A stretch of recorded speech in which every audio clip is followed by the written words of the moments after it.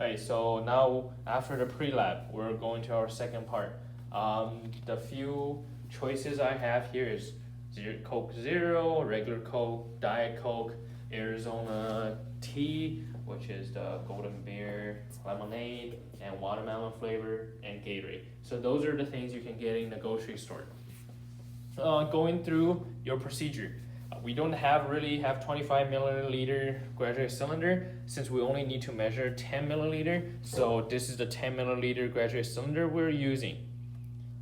First, before doing anything, since we have to measure the mass of the 10 milliliter liquid, the first thing I need to do is using the balance and then measure how much what's the mass for a regular graduate cylinder. So it's 7.42. I'll take a pen and write it down. So it's 7.42 gram.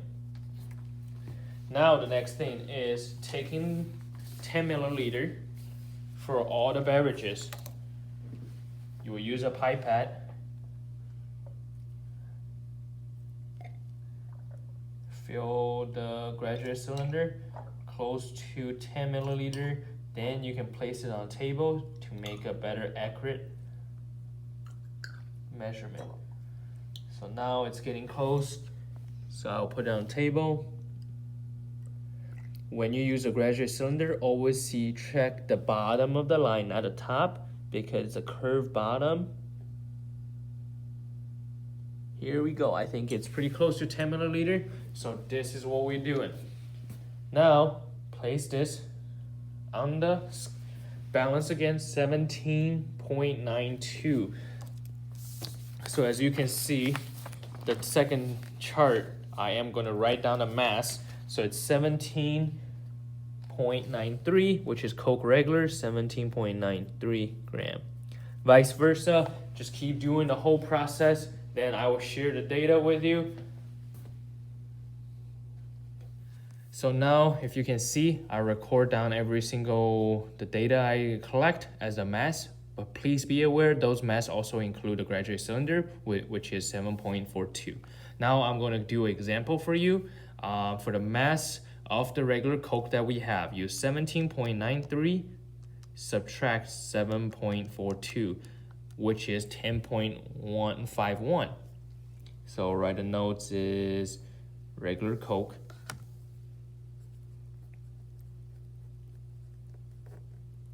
The mass is 10.51 gram. Now you might wondering, what is the density? Think about 3.2. We talk about density is equal mass divided by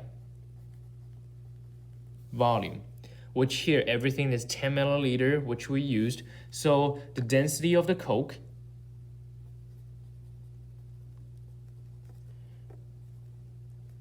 regular is equal mass, which is 10.51 gram, divided by 10 milliliter, which is 1.051 gram per milliliter. So that is the density, 1.051.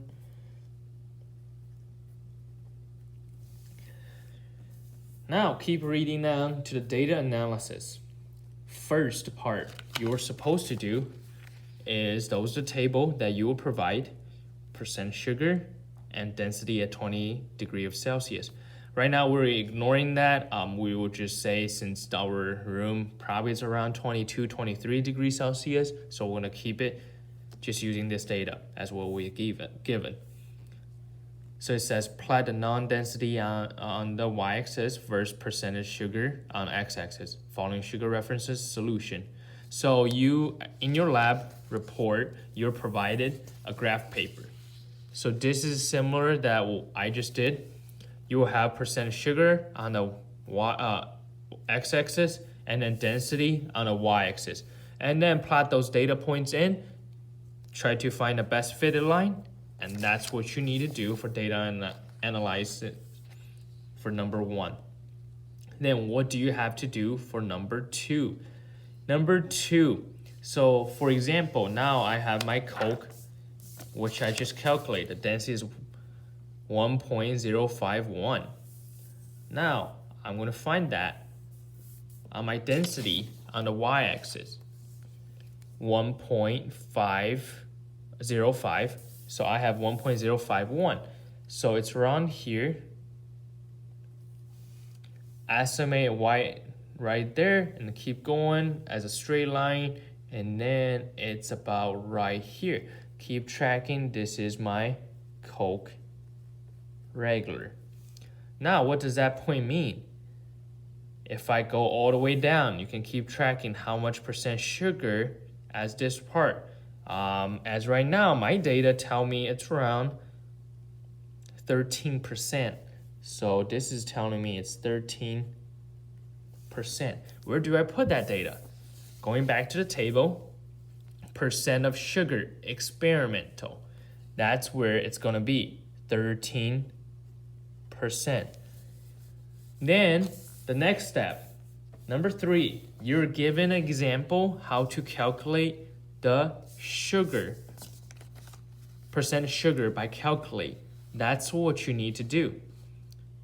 Now I also give you the nutrition label. Nutrition label is provided with all the beverages, such as Coke, Coke regular, Coke Zero, Coke Diet Coke, and Arizona. So I filled this site already for you, so you will be able to use that. Then check the sample calculation, follow the steps, finish it up with the percent sugar, and then number 4, it's just asking you for percent error. So use the given on the top, that calculation, using that formula to finish that part of the graph or the table. Then read through number 5, answer the question. That's basically your sugar content in beverage lab.